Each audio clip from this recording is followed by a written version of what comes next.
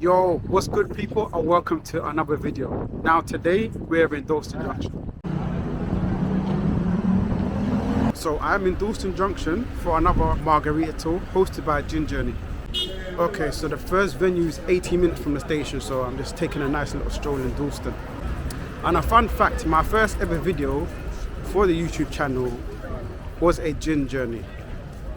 But it was in central London, and this was the first time I started to film, so I've upgraded my camera, I've upgraded my skills, and obviously my personality's changed as well on camera.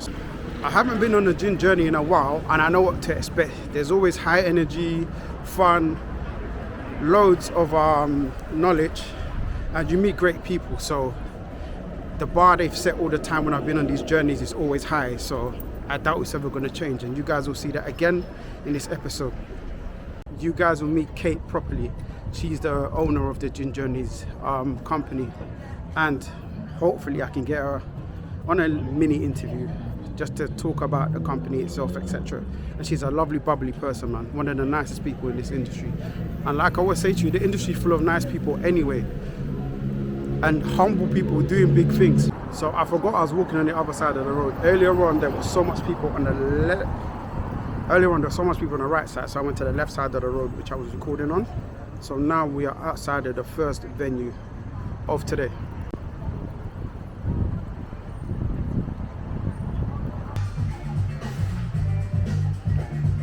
No, I'm done. We opened in October, and then closed for the whole of January. We're always going to close in January, partly because everyone does try January around here, hipster part of London, and partly because I have to go to Mexico at some point to reconnect with the producers that we're working with and source this stuff. So you see those big plastic drums down there, that's how the stuff arrives into the country. I literally drive in the middle of nowhere, some pictures on these machines. This is Fortunato, my friend Fortunato. They're all my pictures. They're all direct relationships with these little farmers, basically. Do small tastings of this to show you some variety that's out there, things you might not have tried before.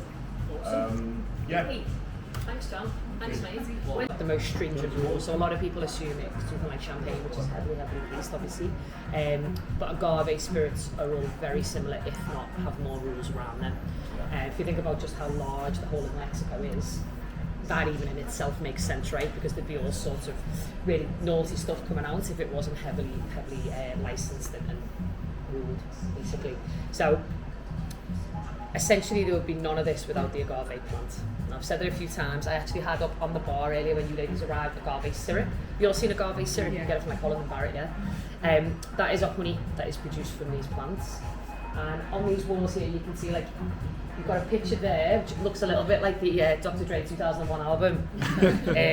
Due to that, they all grow at different parts of the planet, and they grow all over the globe, mainly arid locations. I'm really cool, and I follow an Instagram page called Agaves of London. Come out with me, gang. So they're weird, they're wonderful, but what does that even mean for us, and what does it mean for today?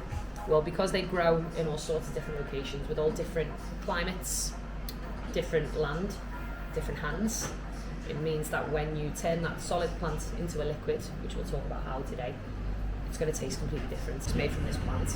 The other 49 can be made from sugarcane, rum, grain, vodka. So basically, you can mix all these types of alcohol, give it a little wash, efficient cost-wise, right? So you can go to Tesco, you can grab that for 18 quid. Generally, you'll find that liquid with a little red sombrero on the off-license. Yeah, and it really hurts when you're drinking, it really hurts the next day. That's because it's a mishmash of stuff.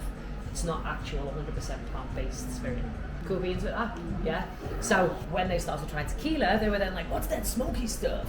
And they're like, well, this is Mezcal, this has been made for thousands of years on this planet, on this earth, in this land. Actually, we believe that this plant is a goddess.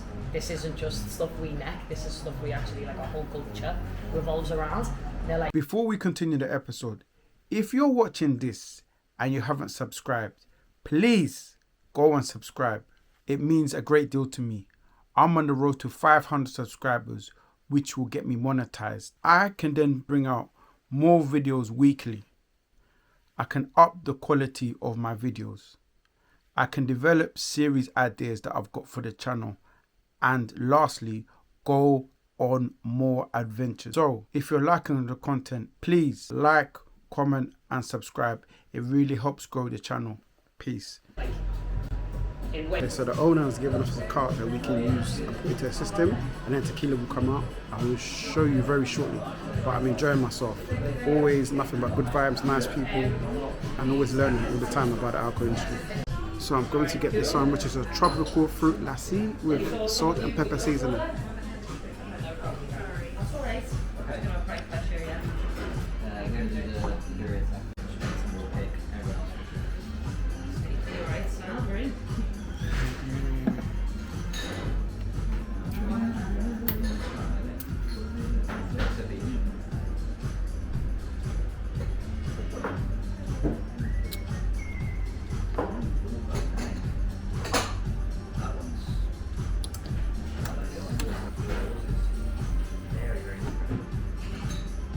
Okay, so we're just finishing the first venue. I'm thoroughly enjoying myself. The knowledge, the passion, and the people. Sometimes that's all it's about. The group is only 5 of us, which makes it small and intimate, but it's even better, and everyone's nice. So it's just a win-win all day. So let's head over to the next venue.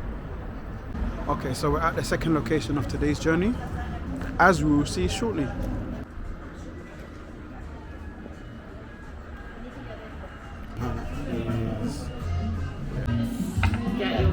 I paid £40 for this tour, but prices will vary depending on location and activity. The transition to talking from wine to mezcal is quite nice because it lends itself very well. Now with tequila, because it's one type of plant and not an abundance like wine, and there are only 5 locations you can produce tequila in Mexico, the chat can go so far when you're linking it with wine.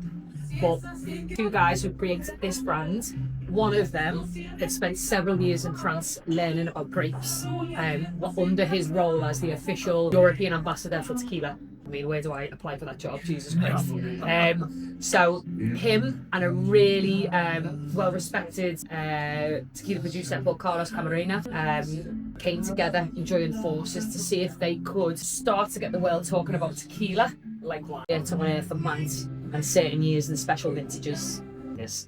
Okay, so the guys who created the brand, unbelievable, Jeff, look at that guy. And there's Thomas. So these 2, unbelievable, Jeff. These 2 are the brains behind this. So let me get you a little taster of it now. Okay, cool. So 2026, right? Now let me go into the story and then I'll tell you why with Ocho you do that. But before we do, we need to make sure we've got a little taster in our hands, right? So the team at Carroccio will always give some kind of citrus fruit with some tahini on it. School, it was mostly playground Spanish and it was English, and it was like anyone's family that I went to for dinner after school, any sleepovers, any of that, all of his girlfriends, everything. It was always Spanish spoken, Mexican culture at the table. Don't know if anyone's ever been to the Mexican part in LA, but it is really super cool. The culture thrived, right? So Thomas was like, as a young man, these types of drinks, these were the things he was seeing and the language he was speaking.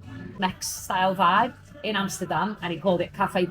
So he was in Amsterdam for a couple of years, and then his journey took him to other parts of the world, but he ended up in London, closed the Amsterdam site, but he got hold of a little lease in a little part of the world called Covent Garden. Yeah, I was about to say Wow. So in 1982, he opened London's first Mexican restaurant.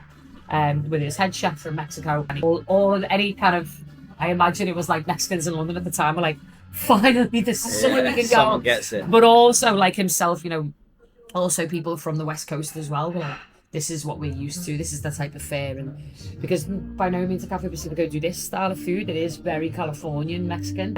It's like a real blend. It's just based on the hospitality is second to none, and Tomas basically started that. Now, 2 years into that, talking like mid to late 80s now, he's going back and forward to France every year for a conference to talk about terroir in wine and the land. And through doing that, he started to do some writing and some teachings on how agave and grapes are not too different in that respect, as in it's the land that makes them taste like that. But why at the time wasn't anyone doing single estate vintages? Because like we talked about at the very beginning of the day, like if the grapes in the soil for a year, surely something that can be in the soil for up to 35 years is worth respecting. So he was like, through his work, that's all the stuff he was teaching. So then the Mexican government said, right, you're doing such fantastic work over in England. Do you want to be our ambassador? And he's like, yeah, let's go. So he ended up going around Europe. He had his restaurant taken away and everything. But he was going around Europe and visiting distributors in the town of Tequila for about a decade. And then Carlos, on his shirt, on this image here, there he is. So on this image it says Tequila Tapatio. Carlos is a third generation tequila producer. His great-great-grandfather started making tequila in the 30s. After his dad was an agave grower, a harvester, and his times they're never going to be a sustainable profit. And he was like, look, I'm a farmer, I'm not one of these guys, just leave me to my plants, will you? So the boy's just persistent with him. So in the 30s, the dad was, wanted to retire. Picking up all those agaves and doing that work was just like, it's done now. So the sons took over the company, and that was when they were like, right, we're going to try and distill this stuff and see what we can do with it. Because they did everything then, from plant to plants to put the liquid in the bottle, they were like, fuck, this is good juice. They could take their time, there was no pressure. It was made by local people, for local people. They decided to call themselves the Tapatios. So their brand is called the Tapatio. So Carlos was born into this. What I really love about the brand Tapatio now is that it's his daughters that run it. In a real male-dominated industry, Jenny Camarena is the head distiller. She actually came to my bar in Liverpool a month ago. What number was your favourite? They're all just numbered, and he said, "Gotta be Ocho." Like, it's number 8 for me. It's just fresh, it's right, it's got everything you need in a margarita while still being a cool sipping tequila. Carlos was like, right, turn that piece of paper over there. And he turned it over, and Carlos had written in a red pen, number 8. And so they were like, okay, well, fuck, we're going to do this. This is amazing. So they started like thinking about the brand and what can they call it. I'm like, oh my God, do we want to be New World? Do we want to be Old World? What do we do? And then they said, just in this weird serendipitous thing, which happens to us all, I think. The minute they said number 8, they were like, they started to see the number 8 everywhere. Behind the bar at Cafe Pacifico now, I mean, you've got to make sure you got your wallet with you. But they have, basically behind the bar, they have the vintages of the Ochos. So it'll have name tags on it, but it'll all have the year it was created. This is absolutely beautiful, guys. Listen, this second venue is very different to the first venue. Very vibrant. It's got so much culture. It reminds you of being in Mexico. I've never been to Mexico. That's how much of an impact it's made on me. Even the tequila, learning about the tequila and the people that have made it, it's made this experience even better. Look, like, I'll say this to you guys all the time, going on these gin tours are one of the sickest things I ever decide to do. Yes, people, I'm Cocktail Kate and I look after the Gin Journey. We've been operating in the UK now for 14 years and we take people to 3 different independent venues across a part of town, and we teach people all about the history of cocktails, the spirit they're drinking and the bars they're in. Showcase some really cool independent venues and take people to some of the best spots in town. It's a really great way to learn about the history of cocktails, the history of booze, and meet the really lovely people that are running these venues. So we currently host gin journeys in Soho, Liverpool and Manchester, but we also host margarita journeys in Dalston, Soho and Liverpool. So the reason you should come on one of these tours, either the margarita journey or the gin journey, is if you're really interested in finding out the next cool spot to drink at, you enjoy drinking cocktails and you enjoy drinking really good spirits. Come and explore that part of town with us and we'll show you the best bars to go to. 6 has been the birth of a brand new tour for us, the Margarita Journey. So today Tom's been out with me on the Margarita Journey in Dalston, where we've hit up 3 of the best spots to drink agave spirits. In each venue, you guys will get a taster of either Mezcal or Tequila. In the first venue today, Tom had 3 tasters. And alongside those tasters, we get to drink a margarita in each spot as well. We went to 3 awesome venues. You can hear about everything that we're doing if you follow us on Instagram at Gin Journey. And here we are now, the 3rd and final spot. Dalston, see where the real people are. On this venue every second, it'll blow your mind, like it's super cool. Like you need to put a seatbelt on because you're going to fall off your chair. Alright? It's quite thin, it's quite aggressive. Remember, just never using the metaphor of you are where it tastes like where you're from. Baril is it's got a little bit of saline. It almost tastes like a margarita in many ways. It's slimy, it's salty. So just dip in with me, right? You give that a little, smells like Granny Smith apples. Like I get mad, like barbecued apple there. It's weird. Yeah, I get barbecue something. Meeting mezcal producers and botanists, are basically people who look after plants in the earth. Oaxaca's like feels like magic, like people are using all these herbal medicines and herbal drinks and everything's to do with plants and the universe and all this diversity. So the lads themselves said that they felt like Oaxaca had like this brujo about it, this magic about it. And brujo can be spelt a couple of ways apparently, but because of the play on the X in Oaxaca, the that's in Mexico, and the way it's pronounced, it's actually it's from the neighbourhoods language. So John mentioned there being like several languages spoken in Oaxaca. One of the main languages, which comes from the Aztec times, this neighbourhood tribe, use X's a lot and C's with a little line underneath, which means you have to. So that's why they were keen to call their brand Brujo with the Connex, because they wanted to showcase like it's all tradition, it all comes from the fathers of the earth. They all with the Connex, because they wanted to showcase like it's all tradition, it all comes from the fathers of the earth. It all comes from the Aztecs, the neighbourhood tribes. All this magic, all this shaman medicine. So blown away by their time in Oaxaca, they started to work with the guys down at the Palenque's distilleries, and they've bottled 6 different expressions on different plants. And they named them 1, 2, 3, 4. So they're all just, you know, like I say, it's the humble man's juice mezcal. Whacked in a Coca-Cola bottle, put a number on it, you can see. So in 2018, they started working with 2 producers that I'll put link on this little video here. These guys here, as a name, it means like a shaman or a wizard or a witch. So it's basically, it's kind of, it's loosely. So 100 years ago, Prohibition was in America. 1926, we were halfway through Prohibition, right? Do we understand Prohibition? Yeah, the Prohibition, yeah, temperance movement. So pre-Prohibition, cocktail renaissance had just really begun. So kind of like coming into the mid-1800s, cocktails started to be developed by bartenders. Why? Right? The reason cocktails were born is because refrigeration was made prevalent, popular. Refrigeration, by the way, came from a little place in St. Helens called St. Helens. So all your drinks kind of had a weird taste to them. So what many people opted for, certainly in America, was just a local whiskey. So you drop up to the bar in the 1790s and you'd be like, right, I'm gonna park my horse outside, stand them at the bar, and you're like, right man, can I have a little bottle of your local juice please? And your bartender would be like, well, hell yeah, come on in. You get your drink, you pour your whiskey in, pass it over, and he'd go, do you want it neat? Or do you want it with the fixins? And you'd be like, oh no, I'll have it with the fixins actually. And what you do pre-cocktail shakers, pre-ice, pre-freeze, is the fixins will turn up next to your drink and you'd get given these bitters, high alcohol with herbs and spices in it. So what you'd do is you'd have your whiskey, pour yourself your whiskey, tap in your little bitters there, and if there was water that was sanitary that you could drink, you'd have a little bit of water, you'd mix it all up in.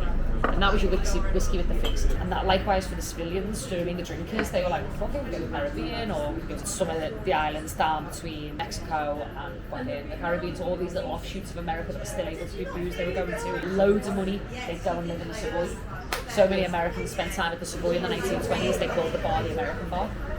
So it was just off. Loads of bartenders ended up in Paris. There's loads of American style bars in Paris. Harry's name, who created the French 75, like you could call that triple sec. A very famous family in France called the Cointreau family, they created one, right?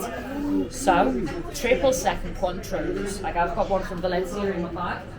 The reason it's in my bag is because I made just, you know, in case. Just carry it around. Just because this is what I use for In case it kicks off, you know. In case it goes off, man. In case you don't like tequila. So this I used for your first drink in the first bar. A beautiful, stuck to my nose. A beautiful, just Valencian triple sec. So oranges, sugar, and vodka. It's around 40%. And post-war, Wales recovering. People in the 80s, they lived in the UK and Europe. There were only 2 colours of cocktail. One was blue, one was disappointing. So, you know, it was like Harvey Wallbangers, screwdrivers, cosmos, fruit juices, vodka, sugar, high. And then gin had its, you know, 17 years ago or whatever. And then gin has helped people appreciate different tasting things now, like bitter, sweet, coriander, citrus. And that's where now palates start to evolve. We're all chasing to the end of the tour. Okay, so I finished the tour. All I can say is nothing but a good time. I thoroughly enjoyed myself. Whenever I go on these gin journeys, it doesn't matter where it is, margaritas, gin, or whatever it is associated with the journey, it's nothing but a good time and you meet some lovely people. And that's what it's all about. Guys, I've been given so much knowledge, tasted so much different alcohols, and had nothing but a good time. What more can you ask for on a Saturday? Team, you know there's only one thing to do after this. You need to like and subscribe to Tom's channel, and you need to give us a follow on Instagram at Gin Journey. Come and go drinking with me and I'll show you the best places to go.